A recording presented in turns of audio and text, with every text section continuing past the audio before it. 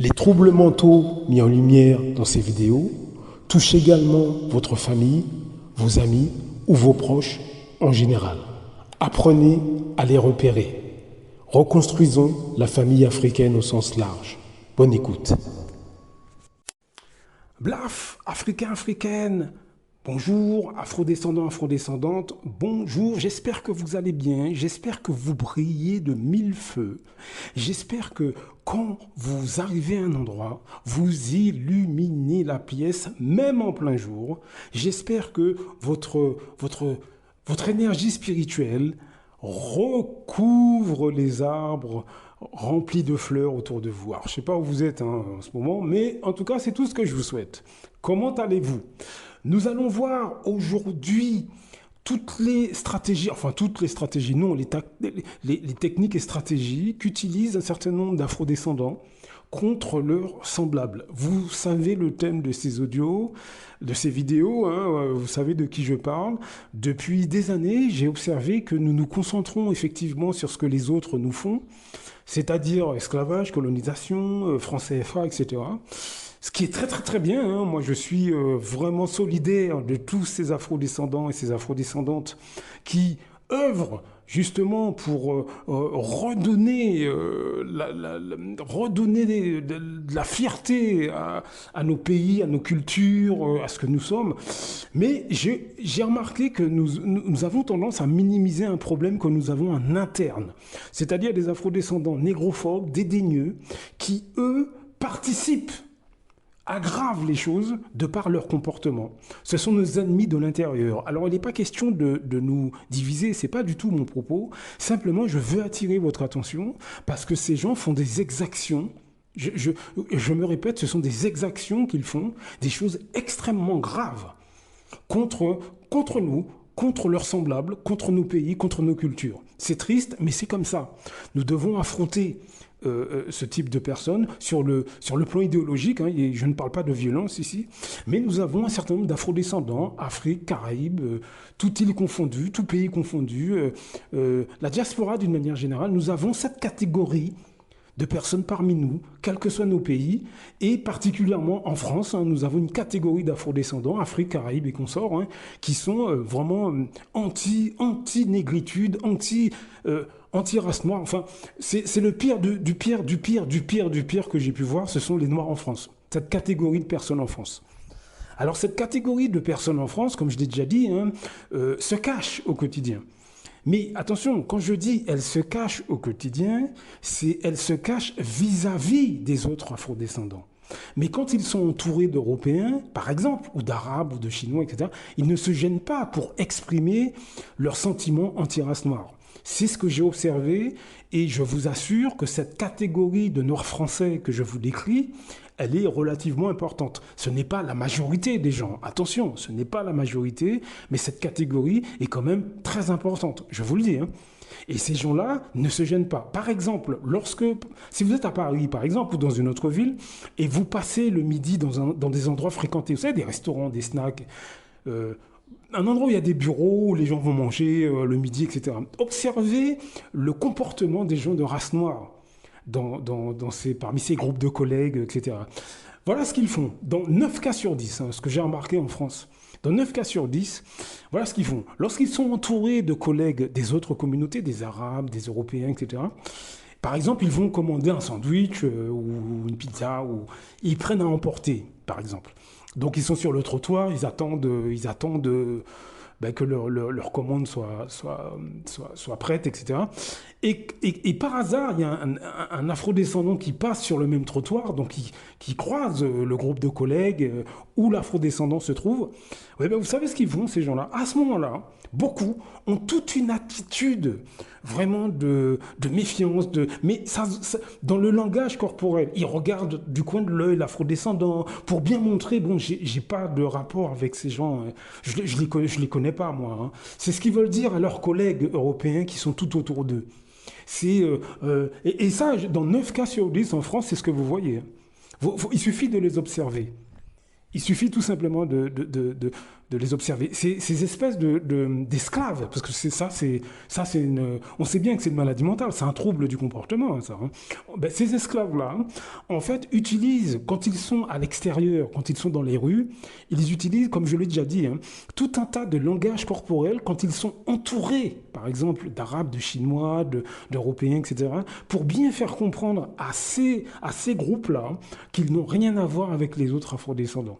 Et notamment, lorsque ces afrodescendants ont des postes de bureau, où ils sont avec leurs collègues, ils vont manger le midi quelque part, ils prennent un soin, mais infini, à bien montrer à leurs collègues qu'ils n'ont rien à voir avec les afrodescendants qu'ils croisent sur le même trottoir.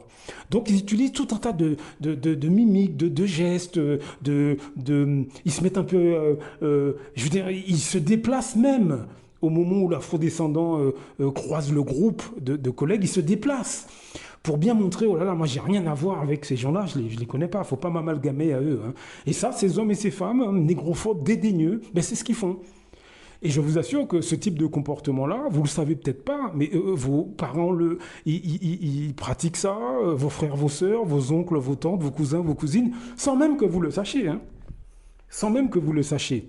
Ces gens sont extrêmement dédaigneux, méprisants, hein, comme je le dis dans tous ces audios, et je vous assure qu'ils vont même encore beaucoup plus loin. Ils vont même encore beaucoup plus loin. Cela dit, il y a beaucoup de gens qui commencent à ouvrir les yeux hein, là-dessus. Hein. Je ne suis pas tout seul. Hein.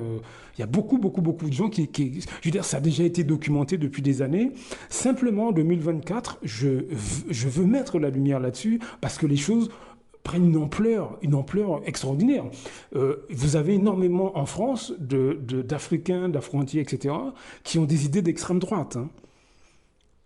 Oui, vous avez énormément d'Africains, d'Antillais, etc., de gens de la diaspora, hein, qui sont censés être de la diaspora, qui ont des idées d'extrême droite, qui partagent les mêmes idées. Hein.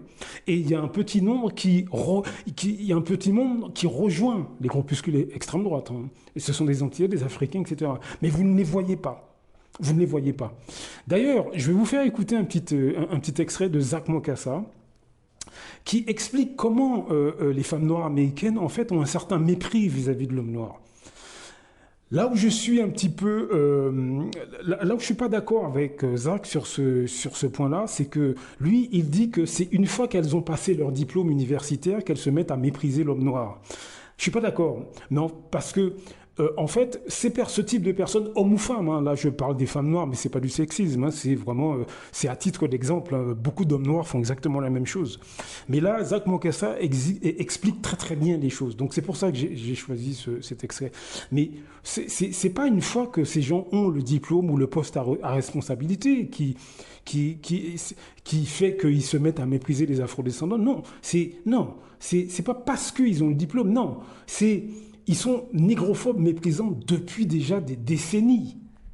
C'est un comportement qu'ils ont depuis des décennies. Mais le diplôme leur permet d'afficher leur négrophobie et leur mépris de leurs semblables. Je vous laisse écouter, on en parle juste après. Ils savent, les femmes noires américaines peuvent être très difficiles. Surtout quand elle a fait l'école, elle a un peu d'argent, une situation sociale. Elles deviennent compliquées vis-à-vis de leurs propres hommes. Elle commence à regarder là. Les hommes de sa couleur sont généralement plus assez bien pour son goût, pas assez adéquats, pas assez intelligents, pas assez bons. Et les hommes américains aussi, dans ce cas, il y en a beaucoup qui vont épouser des femmes noires dans les Caraïbes, si pas en Brésil. D'ailleurs, à mon dernier voyage au Ghana, j'en ai vu plusieurs, et spécifiquement 2 qui sont venus épouser des Ghanéennes. Parce que d'après eux, les femmes noires américaines sont trop insolentes. Et ça, ce n'est pas stéréotypé. Le danger ici, c'est que beaucoup de femmes afro dans le monde aiment copier les Américains. Surtout les francophones sont idolâtres des États-Unis. Et peu à peu, le mouvement entrepreneurial, qui est bon d'ailleurs, indépendant, qui est génial. Mais les choses qui vont au-dessous de tout ça, le féminisme occidental, souvent associé à ces idées, peut devenir dangereux. Les hommes noirs, généralement, sont mesurés par l'argent qu'ils apportent à la fin du mois, sans hypocrisie, vous le savez. On accorde le respect, généralement, en rapport avec l'argent. Pas en rapport avec les valeurs, les idées, la présence. Non, c'est qu'est-ce qu'il apporte à la fin du mois. Le niveau de respect est calibré par rapport à ça. De l'obéissance, de la gentillesse, de la sympathie, même de la nourriture. Nous le savons, il n'y a pas d'hypocrisie entre nous. Et beaucoup de femmes noires, malheureusement, aujourd'hui, perçoivent avoir un homme blanc comme un accomplissement social. Le travail est fait, le poison est là. Donc voilà les stratégies que ces milieux, hommes et femmes, encore une fois, j'ai mis cet exemple-ci qui parle des femmes, mais pour les hommes, c'est exactement la même chose. Donc soyez sur vos gardes, prenons les choses, on doit prendre l'habitude de considérer que ce qui se passe actuellement, en fait, l'ambiance générale qu'il y a actuellement, l'extrême droite qui monte partout, etc., c'est un contexte favorable à ce type d'afro-descendants. C'est ça qu'il faut qu'on comprenne. Je veux dire que ces gens, en fait, se servent du contexte pour exprimer leur négrophobie. Mais une négrophobie qui existait déjà depuis des années. Depuis des années. Hein. Vous avez des Africains, des Afro-Antillais, etc., mais qui sont, enfin, des gens qui sont censés être, ils sont d'origine africaine ou afro-antillaise, etc., mais en fait qu'ils ne se sentent absolument pas faire partie de ces cultures-là. Hein. Vous avez des Africains qui ne veulent pas être trop foncés de peau parce que c'est répugnant, mais vous avez des Antillais, c'est exactement la même chose. Hein. J'ai été dans les Antilles, j'ai entendu des Antillais dire attention, moi je suis métissé. Hein.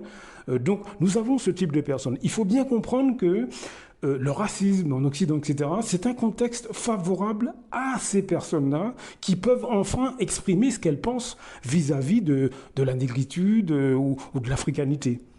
On a l'habitude de penser que c'est parce qu'il y a du racisme que les gens deviennent comme ça. Mais non, mais ils le sont déjà depuis des années. C'est une catégorie de gens qui existe depuis plusieurs générations. Hein.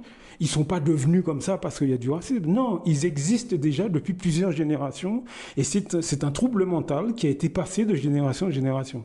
Donc c'est vraiment important de le comprendre. Ils sont tout autour de vous, hein, ces gens-là, comme je l'ai dit. Donc faites attention. Blaf! À très bientôt. Beaucoup d'Africains se lèvent contre des autres Africains. C'est généralement à travers la corruption. L'Europe, l'Occident le sait. La meilleure façon de faire tomber un Africain qui se lève pour les intérêts des Africains, il faut aller corrompre ses amis ou ses compatriotes. C'est comme ça que c'est toujours à cause de l'argent. Celui qui a fait tomber son cara, il a fait pourquoi? C'est parce qu'il voulait être son cara à la place de son cara.